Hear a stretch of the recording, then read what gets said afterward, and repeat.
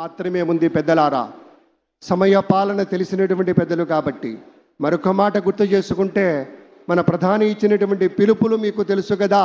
నరేంద్ర మోదీ గారు ఎప్పుడు చెప్తారు, స్వచ్ఛ భారత్, ఆత్మనిర్భర్, బేటీ బచావో బేటీ పడావో ఇత్యాది పథకాలన్నీ కూడా మన లేని దేశాన్ని కలలు కనాలి.